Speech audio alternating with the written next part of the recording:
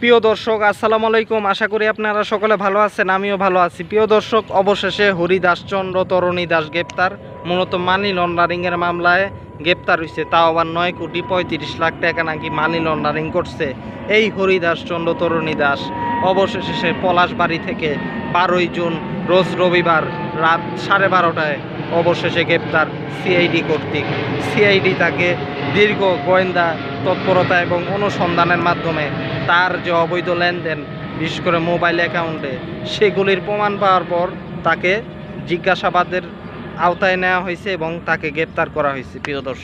প্রিয় দর্শক, এটা মুসলমান সম্প্রদায়ের জন্য, হিন্দু সম্প্রদায়ের জন্য একটা খুশির খবর। প্রিয় দর্শক, একদম খুশির সুখবর এটা।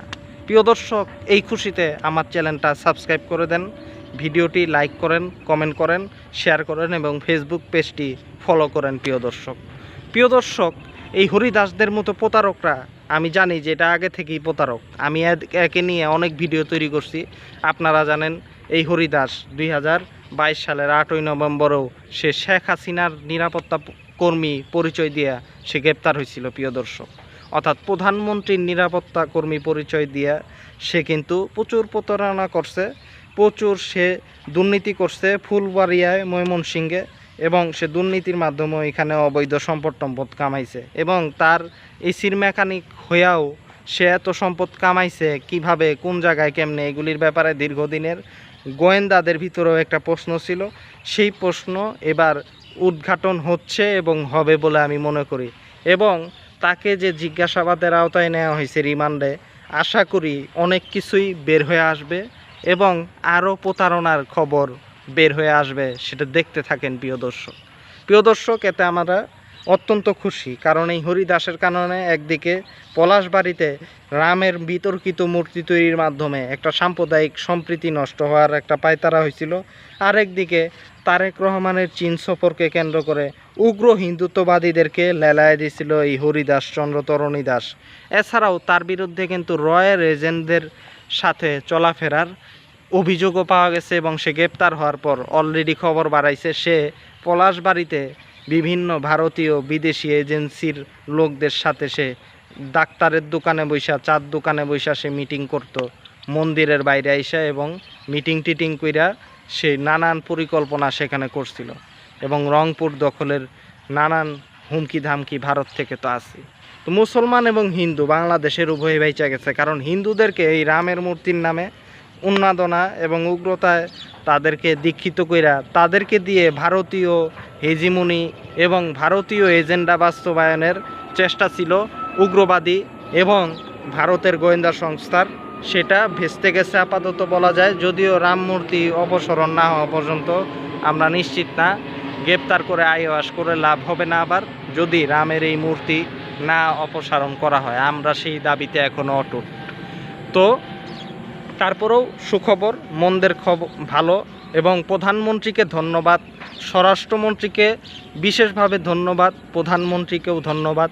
স্বরাষ্ট্রমন্ত্রী এবং প্রধানমন্ত্রী স্বাগত জানাই, অভিনন্দন, সেলুট, কারণ ভালো কাজ করছেন এরকম একটা উগ্রবাদী, ধর্মান্ধ এবং এরকম একটা প্রতারককে গ্রেপ্তার করার মাধ্যমে। কারণ সে নিজে অনেক ভালো সাইজা থাকে, কিন্তু সে আসলে ভালো না।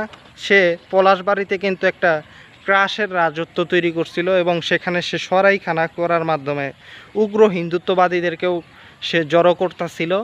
সেই হিসেবে হিন্দু এবং মুসলিমদের ভিতরে যে সম্প্রীতি, সেটা নষ্ট করার কারিগর হয়ে উঠতেছিল এই হরিদাসের কারণেই অনেক হিন্দুকে বিভ্রান্ত করে উগ্রবাদী হিন্দুরা ঢাকাসহ বিভিন্ন জায়গায় অস্থিরতা তৈরি করছে এবং তারা বিভিন্ন আন্দোলনের মাধ্যমে, উস্কানির মাধ্যমে তারা কাজ করছে।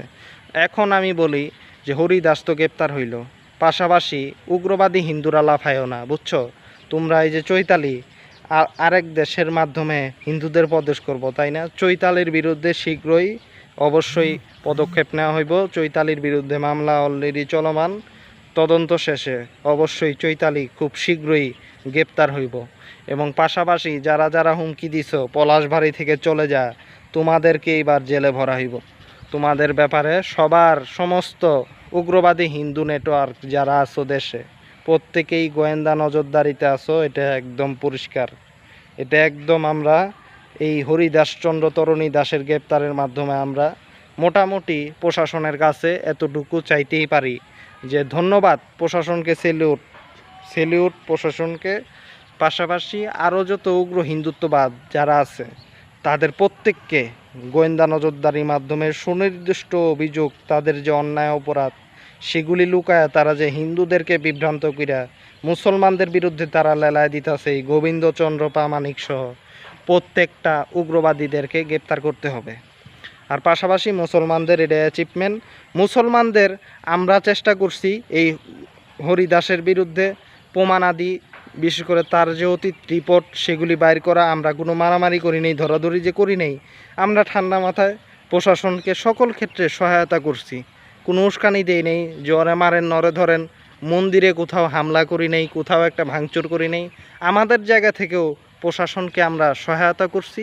প্রশাসনের ভাইরা আপনারাও আপনাদের মতো কাজ করেন, সেলুট জানাই, ধন্যবাদ জানাই। এবং পাশাপাশি আমাদেরকে আরও উগ্রবাদী হিন্দুদের ব্যাপারে কাজ করতে হবে। টিম্পল পাল সহ যে কয়টা উগ্রবাদী আছে প্রত্যেকের অতীতে তারা কোন কোন জায়গায় অন্যায় করছে, মেয়েদেরকে ধর্ষণ করতে পারে, ইপটিজিংয়ের ঘটনা থাকতে পারে, প্রতারণার ঘটনা থাকতে পারে, প্রত্যেকের অতীত বায়োডাটা বাইর করা আমাদের দরকার এই হরিদাসের মতো। এবং ঠান্ডা মাথায় আমরা আমাদের তথ্য এবং আমাদের বুদ্ধি, আমাদের মেধা দিয়ে আমরা এই উগ্র হিন্দুত্ববাদকে মোকাবেলা করব এবং আমরা কোনো উগ্র হিন্দুত্ববাদীদেরকে বাংলাদেশে অশান্তি কইরা শান্তিতে ঘুমাইতে দিব না। এবং সর্বশেষ হিন্দুদেরকে বলি, আপনারা ঠান্ডা থাকেন। মূলত 9,35,00,000 টাকার মামলায় হরিদাস গ্রেপ্তার হয়েছে। আর হরিদাস আপনাদেরকে এই রামের নামে হেডা সেডা কইয়া তারা আপনাদেরকে ব্যবহার করতে চাইছে, আপনাদের আবেগকে ব্যবহার করতে চাইছে, কিন্তু মূলত একটা প্রতারক। 22 সালেও একবার গ্রেপ্তার হয়েছিল। আর পাশাপাশি রামের নামে যে কয়টা আছে ভারতে, এই দেখেন না মোদির কেসটাও সেম। মোদি ভারতে রামের মূর্তি তৈরি করছে, একদিকে বিতর্কিত বাবরি মসজিদের জায়গায় রামের মন্দির তৈরি করছে। সেই মন্দিরে 2021 সালে কি করছে মোদি, 2 কোটি রুপির জমি সে কিনছে 18.5 কোটি রুপির, অর্থাৎ বেশি দামে জমি কিনছে। 2 কোটি রুপি হইলে ওই জমি কিনা যায়, কিন্তু কিনছে প্রতি শতক, প্রতি 100 জমি সে কিনছে 18.5 কোটি রুপির, অর্থাৎ 18 কোটি রুপি 5 লাখ, আরও বাড়তি রুপি, এরকম 18.5 কোটি রুপি দিয়া সে জমি কিনছে ডবল দামে। এইটা একটা কেলেঙ্কারি ছিল, 2021 সালে আলোচনাও হয়েছে জমি কিনার ইস্যুতে। আবার 2026 সালে সে ভক্তরা, মন্দিরে যে ভক্তরা টাকা পয়সা দেয়, এগুলি সে চুরি করছে বিভিন্ন মন্দিরের লোকদের দিয়া। আর লোক দেখানোর জন্য 8 জনকে গ্রেপ্তার করছে। রাম মন্দিরের একটা ট্রাস্ট আছে না, ওই ট্রাস্টে যে ভক্তরা টাকা পয়সা দেয় এগুলি চুরি করছে, সোনা দানা যত ভক্তরা দেয়। তো রামের নামে যে কয়টা, এই যে এইগুলি রামের হুজুগ তুইলা নরেন্দ্র মোদী ওই জায়গায় মন্দিরের টাকা পয়সা চুরি করে, এই জায়গায় রামের মূর্তি তৈরি করে আর আড়ালে হরিদাস মানি লন্ডারিং করে আর প্রতারণা করে, এই দুর্নীতি করে। রামের নাম ভাঙ্গায় উপরে আপনাদেরকে কয় জয় শ্রীরাম, কিন্তু একটা প্রতারক, একটা দালাল, দান্দাল, সিটার।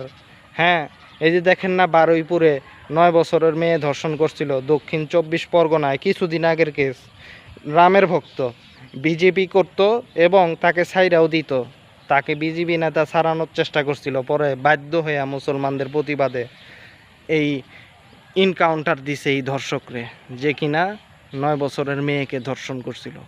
রামের নামে হিন্দুরা পূজা পার্বণ করব, সমস্যা নেই, কিন্তু রামের মূর্তি তৈরি করে দেশের ভিতরে সাম্প্রদায়িক কাজ করবা, আবার তোমরা আবার রামের মূর্তির নামে এনে আবেগ ছড়াইবা, কিন্তু তোমরা তলে তলে মানি লন্ডারিং করবা, 9 কোটি টাকা তোমরা চুরি করবা, শেখ হাসিনার নাম ভাঙ্গায় বলবা আমি নিরাপত্তা রক্ষী, এইগুলি ফুলবাড়িয়াতে মানুষের সাথে প্রতারণা করবা।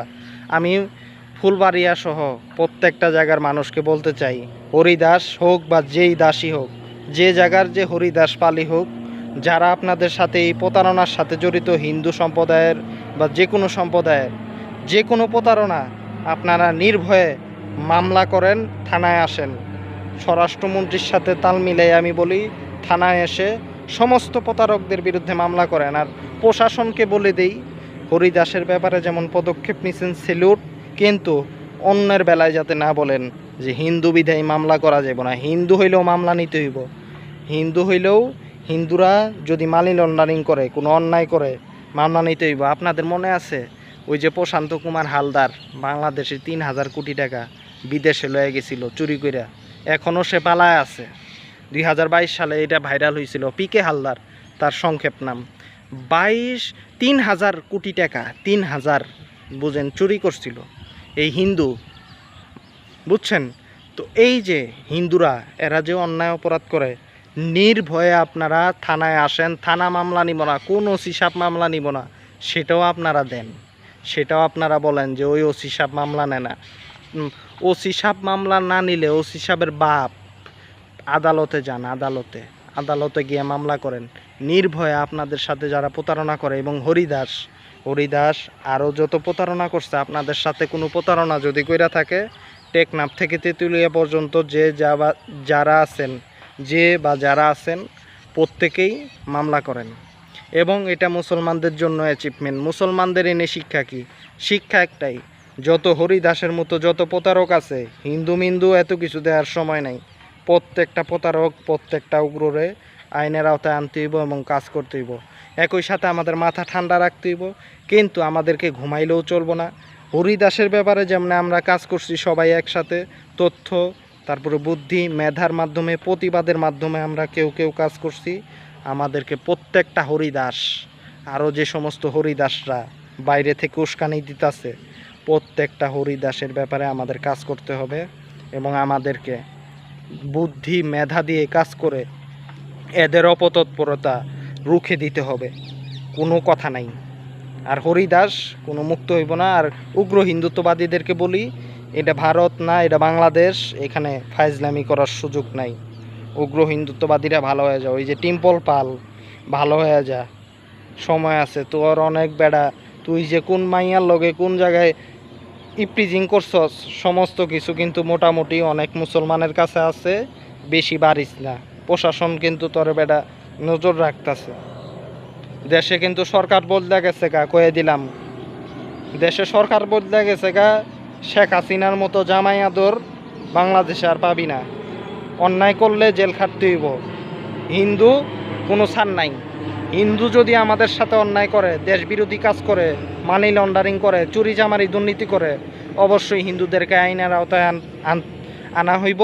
সেটা বার্তা পাওয়া গেছো গা। এখানে সরকার বদলাইছে, সব বদলাইছে। তোমরা কোন জায়গার কোন হরিদাস পাল? তোমরা কি আইনের ঊর্ধ্বে? আইনের ঊর্ধ্বে না। তাই কোনো ঝামেলা করবা না, কোনো উগ্রবাদী কোনো কাজ করবা না। পরিষ্কার কথা। চুপচাপ বৈশা থাকো, নিজেদের মতো থাকো, শান্তিতে থাকতে দাও সবাইরে। সমস্ত হিন্দু এবং মুসলমানদেরকে শান্তিতে থাকতে দাও। পরিষ্কার কথা।